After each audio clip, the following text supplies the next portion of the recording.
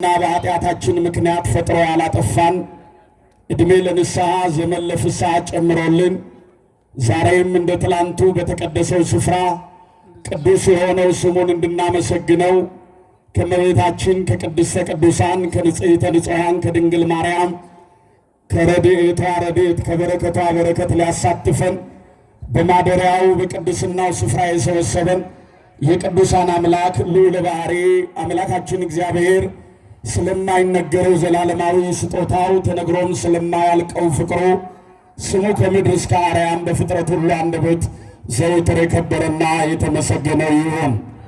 እናታችን አማላጃችን መልካሙን ዘመን ያየንባት ተስፋችን የኃጢአትን ባሕር ከፍለን የተሻገርንባት ድልድያችን ስለማዳኑ ሥራ የምንነጋገርባት ድንቅ ቋንቋችን የአባቶቻችን ጡም ዜማ የሰማዕታት አክሊላቸው የደናግል መመኪያቸው የመላእክት ሕይወታቸው እመብዙኃን ቅድስተ ቅዱሳን ንጽሕተ ንጹሐን ድንግል ማርያም እናታችን ምስጋና ይድረሳት።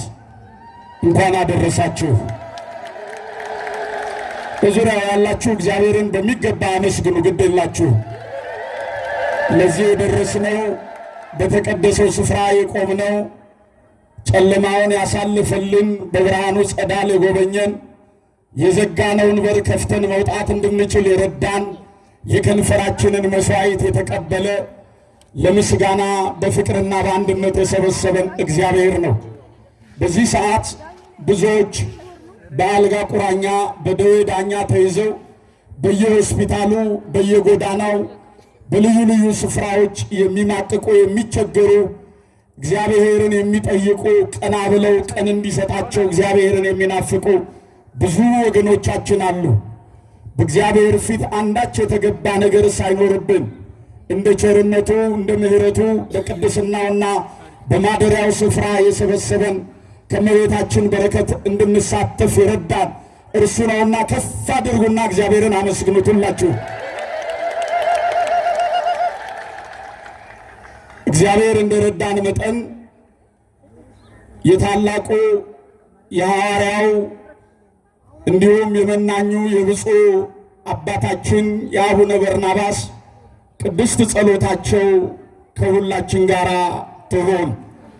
በብፁዕነታቸው መልካም ፍቃድ እግዚአብሔር በረዳን መጠን ለጥቂት ደቂቃ ለመጠቆም ያህል ዛሬ የመጣንበትን በዚህ የተገኘንበትን ዋነኛውን የበዓሉን መሠረታዊ ሐሳብ ለጥቂት ደቂቃ እንነጋገራለን። እግዚአብሔር ከሁላችን ጋር ይሁን። ማን ያስተምረን? ተናገሩ ሁላችሁ። ማን ያስተምረን? ልጆቼ ሆይ ትምህርትን ስሙ፣ ጠቢባንም ሆኖ ቸል አትበሉ። ዕለት ዕለት በደጄ መግቢያ የሚተጋ የደጄን ምሕረት የሚጠብቅ የሚረግጥ እርሱ ምስጉን ነው። እኔን ያገኘ ሕይወትን ያገኛል፣ እኔን ያጣ ራሱን ይጎዳል። የሚጠሉኝ ሁሉ ሞትን ይወዳሉ ነውና የሚልን እግዚአብሔር ሲናገርን በማስተዋል እንድንሰማው ውሳጣዊ ልቡናችንን ጆሮ ይክፈትልን። ልዑል ማደሪያውን ቀደሰ። መዝሙረ ዳዊት መዝሙር 45 ቁጥር 4። እግዚአብሔር ይረዳን። ለጥቂት ደቂቃ የምንነጋገርበት የመጽሐፍ ቅዱስ ክፍል ሐሳብ የዛሬውንም በዓል በጥቂቱ የምንመለከትበት የመጽሐፍ ቅዱስ ክፍል ሐሳብ ይህ ነው። ልዑል ማደሪያውን ቀደሰ።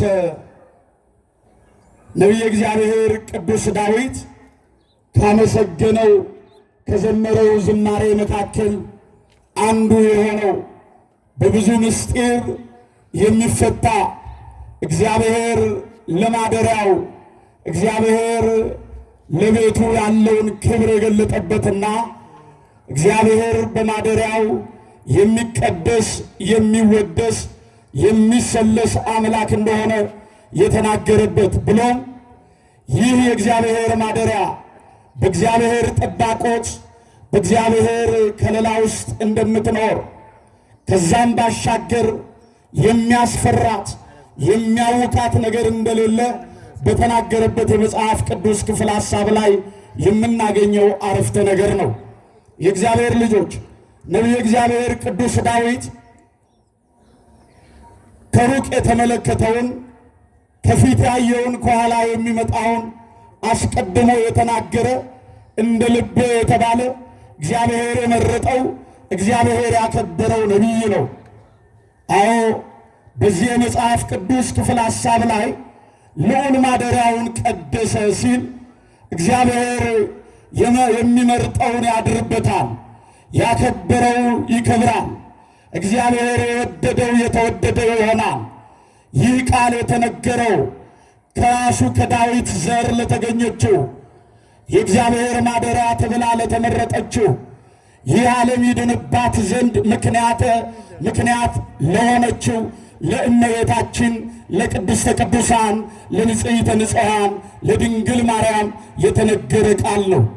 ኦርቶዶክሳውያን እመቤታችንን የመረጠ ያከበራት ከፍ ከፍ ያደረጋት እርሱ ነው።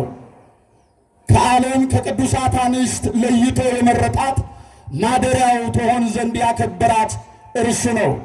ለዚህ ነው ጥበበኛው ሰሎሞን ሲናገር አንቺ የእግዚአብሔር ከተማ ሆይ ስለ አንቺ የሚነገረው ድንቅ ነው አለ። የእግዚአብሔር ከተማ፣ የእግዚአብሔር ማደሪያ፣ የእግዚአብሔር መገለጫ የሆነችው እመቤታችን ናት።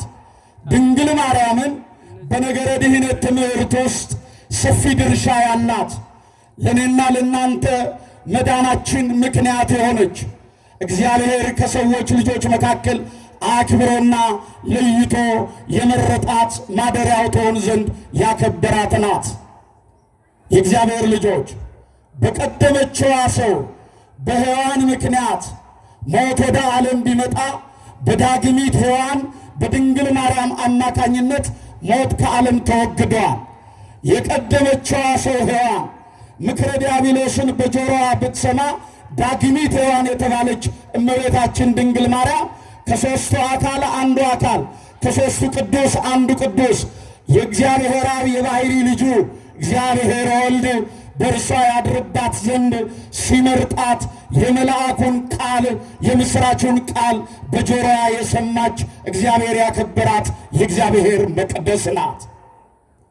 ለዚህ ነው አባቶቻችን እመቤታችንን ያከበሯት፣ ባከበሯት ልክ ደግሞ የከበሩባት። ለዚህ ነው የሰዎች ልጆች የዳኑባት፣ አዳም ወደ ቀደመ ክብሮ የተመለሰባት፣ ያጣውን ልጅነት ያገኘባት እመቤታችን ወላዲተ አምላክ ድንግል ማርያም ናት። የሚበላው የሚጠጣውን ኢየሱስ ክርስቶስን ያፈራችልን እመቤታችን ድንግል ማርያም ናት። እስቲ ከፍ አድርጉና ምስጋና አቅርቡ።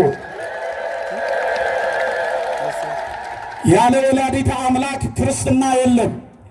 ያለ ወላዲተ አምላክ ክርስቶስ አይሰበክም። ክርስቶስን ክርስቶስ ብለን ለመስበክ ፍጹም ሰው ፍጹም አምላክ ነው ብለን ለመናገር መነሻችንም መድረሻችንም እመቤታችን ወላዲተ አምላክ ድንግል ማርያም ናት። በነገረ ድኅነት ትምህርት ውስጥ በሰዎች ልጆች የመዳን ሕይወት ውስጥ የእመቤታችን የድንግል ማርያም ድርሻዋ ጉልህ ነው። የተራብነው የጠገብነው በእመቤታችን አማካኝነት ነው። የተጠማነው ጠጥተን የረካነው በድንግል ማርያም አማካኝነት ነው። በብዙ ምስጢር ሲነገር ሰምታችኋል። አባቶቻችንም በአንድም በሌላም መልኩ ሲገልጡት አስተውላችኋል። ሙሴ ያያት፣ ነቢያት የተመለከቷት፣ ከዛ መካከል ሙሴ የመሰከረላት ምድረ ርስት ብሎ ያመሰገናት ድንግል ማርያምን ነው። ታስታውሳላችሁ ኦርቶዶክሳውያን እስራኤል ዘሥጋ ከ470 ዘመን ግዞት በኋላ ወደ ግብፅ ከግብፅ ወጥተው ወደ ምድረ ርስት ከነዓን ጉዞ በጀመሩ ጊዜ አዎ እግዚአብሔር ሕዝቡን ከሰማይ መና እያዘነመ ከሚከተላቸው ዓለት ላይ ውሃ እያፈለቀ በደረቅ ምድር ላይ ሲያሻግራቸው አዎ ሕዝቡ ወደ እርሱ ተጠግተው ለሙሴ የሞት ወሬን ነግረውታል። እንዲህ ሲሉ ሙሴ የእግዚአብሔርን ሕዝብ ይዘህ ወዴት ትሄዳለህ? የእግዚአብሔርን ሕዝብ ይዘህ ከግብፅ ወጥተሃል። ወዴት ልታሻግረው አስበሃል? አሁን የተመለከትካት የሰማሃት ያላየሃት የምትናገርላት ያልተመለከትካት ምድረ ርስት ከነዓን ወራሪዎች የበዙባት፣ ጦረኞች የሰለጠኑባት አስፈሪ ምድር ናት።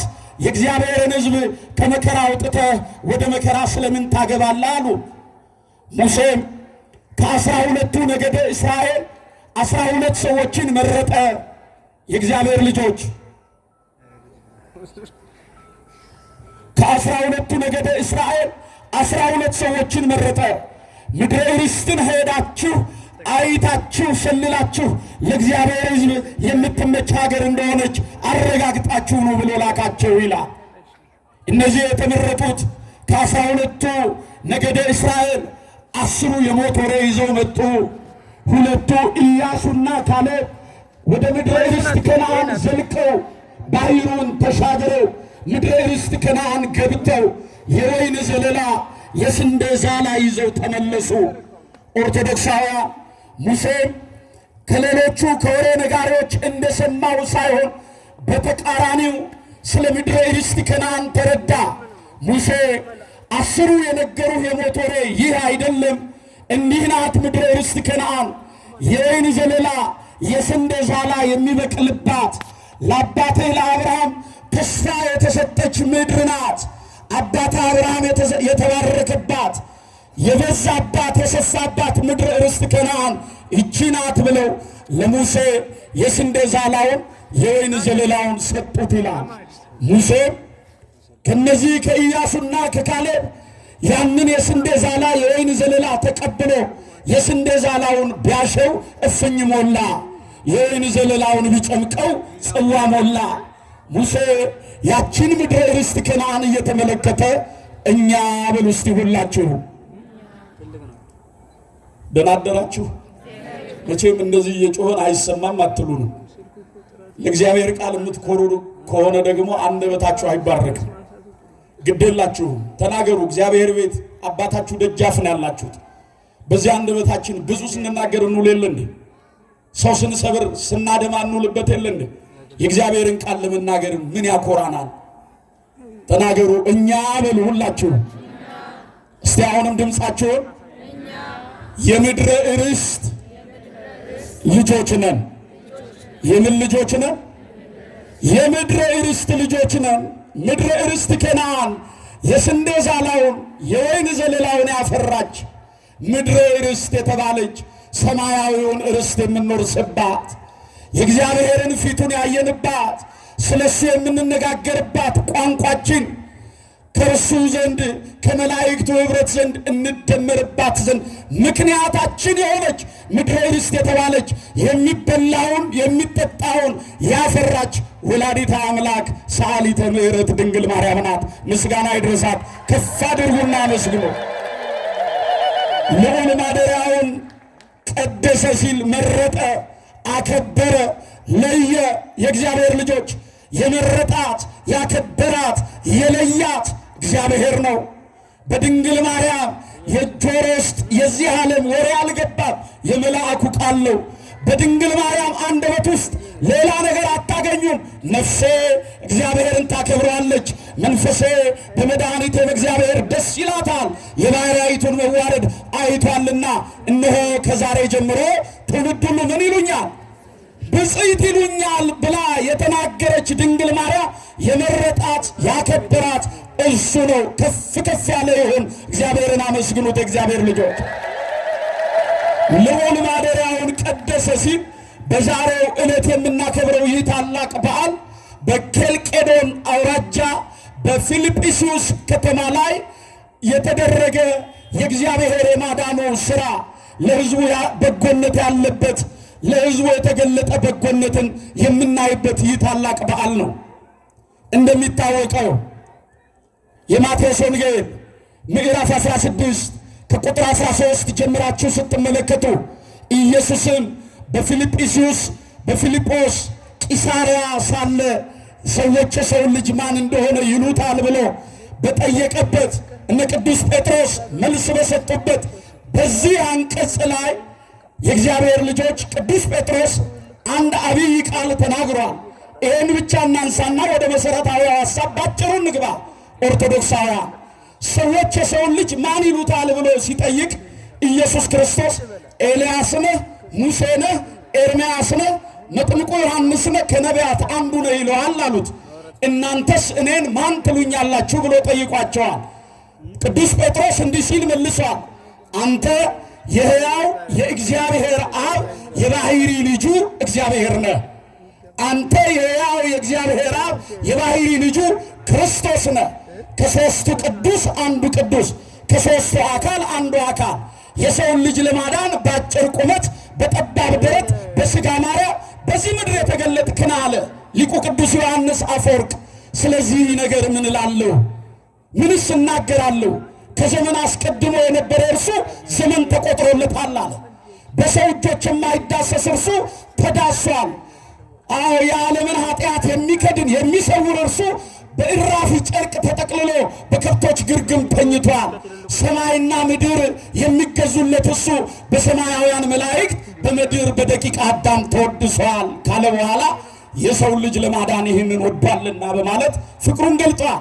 ቅዱስ ጴጥሮስም ይህንን መስክሯል። በዚህ ሰዓት ምን አለው? ጴጥሮስ አንተ አለት ነህ አለው። አንተ ምንድን ነህ? ንገሩኛ።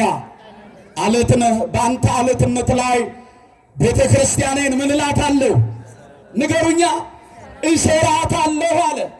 ቤተ ክርስቲያኔን እሰራታለሁ። ጴጥሮስ የተናገረው ሃይማኖት ነው። አለት ጽኑ ነው። አለት ብርቱ ነው። አለት አይንሸራተትም። ጴጥሮስ የተናገረው ይህንን ጽኑ ሃይማኖትን ነው። የማይንሸራተት የማይወላውል የማይፈርስ።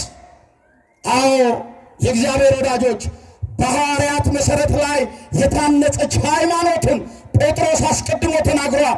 በዚች ሃይማኖት ላይ ቤተ ክርስቲያኔን እሰራታለሁ፣ የገሃነም ደጆች አይችሏትም፣ የመንግሥተ ሰማይ መክፈቻ ቁልፍ እሰጥሃለሁ፣ በምድር ያሰርከው በሰማይ የታሰረ ይሆናል፣ በምድር የፈታኸው በሰማይ የተፈታ ይሆናል አለው።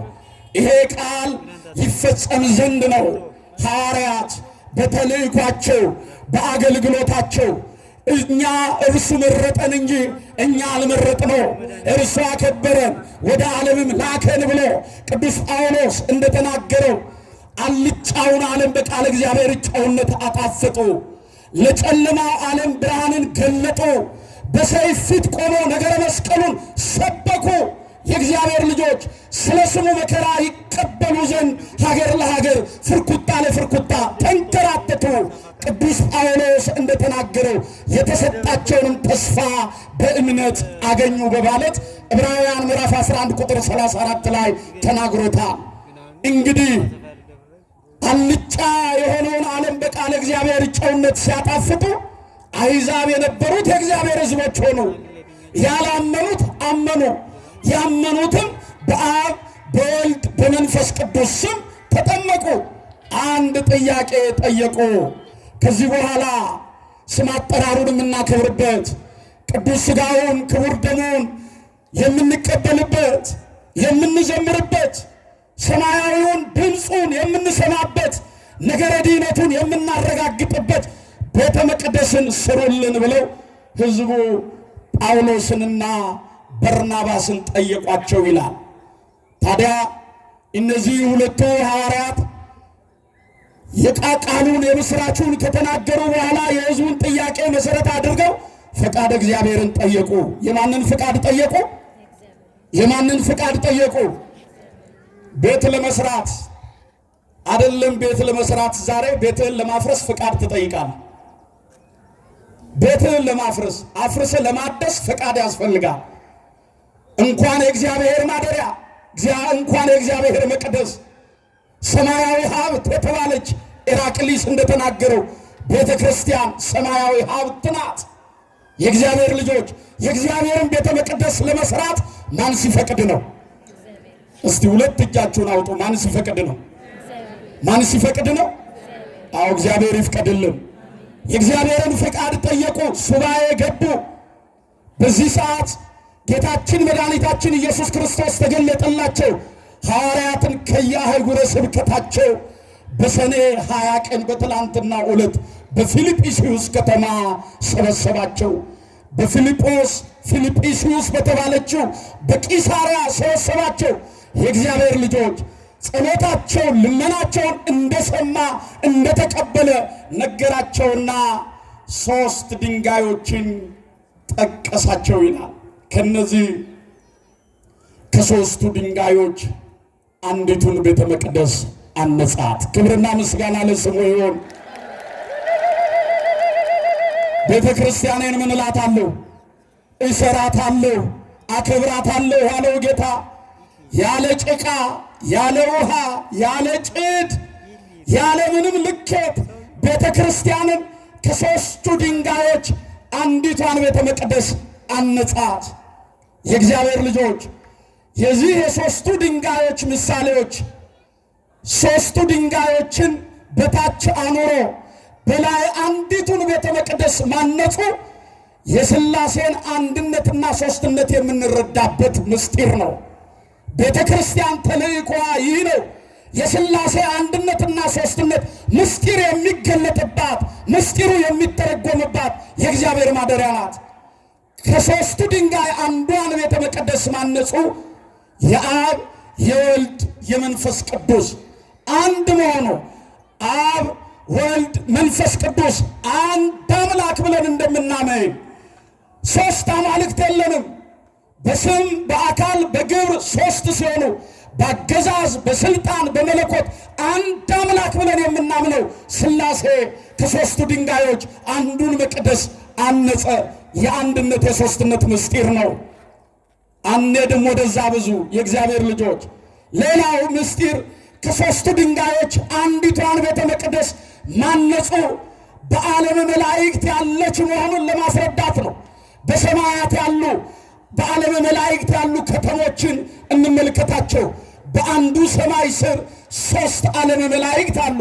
ኢዮር፣ ራማ፣ ኤረር። እነዚህ 3ቱ ዓለመ መላእክት የመላእክት ከተማ ተብለው ይጠራሉ።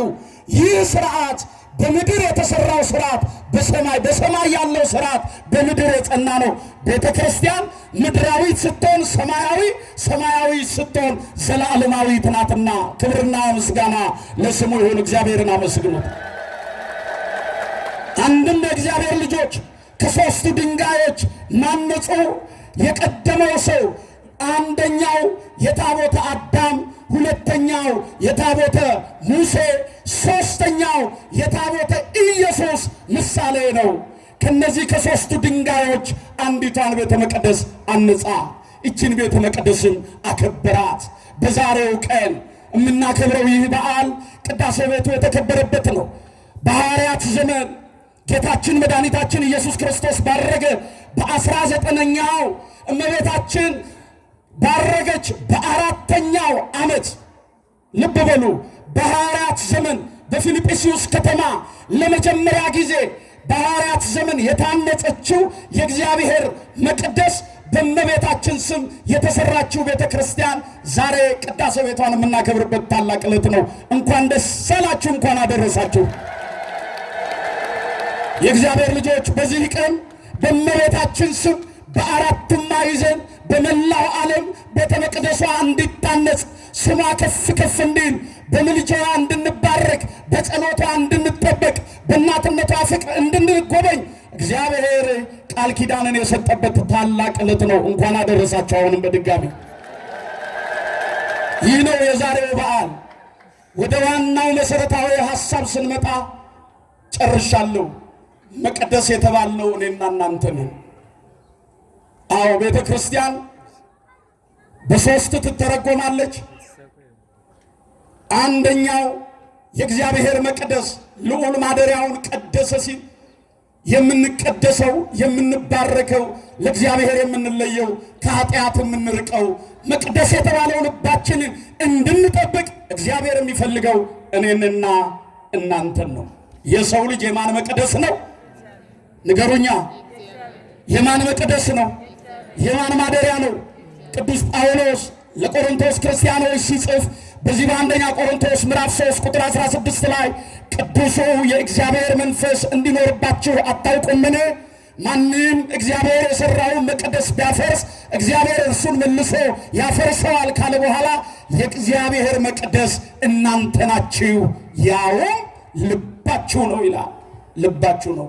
መቅደስ የተባለውን ልባችንን ከቂም፣ መቅደስ የተባለውን ልባችንን ከዘረኝነት፣ ከጎጠኝነት፣ ከክፋት፣ ከመለያየት፣ ከአድመኝነት፣ ከስካር፣ ከዘፈን፣ ከዝሙት፣ ከተለያየ ርኩሰት ጠብቀን በመቅደሱ ልባችን እግዚአብሔር እንዲቀድሰን፣ በመቅደሱ ልባችን እግዚአብሔር እንዲያከብረን ፈቃዱ ይሁን። የመከረን ያስተማረን የአባቶቻችን አምላክ እግዚአብሔር ይክበር ይመስገን። እግዚአብሔርን ከፍ አድርጉና አመስግኑት። የጎደለውን ሞልተው የተጣመመውን አቅንተው ምስጢርን ሁሉ አደላድለው ወላዴ መምህራን የሆኑ ብፁዕ አባታችን አቡነ በርናባስ በመጨረሻ ቡራኪያቸውን ቃላቸውን ተቀብለን ተባርከን እንሄዳለን። ለዚህ ዕለትና ለዚህ ሰዓት ያደረሰን የአባቶቻችን አምላክ እግዚአብሔር ስሙ ይክበር ይመስገን።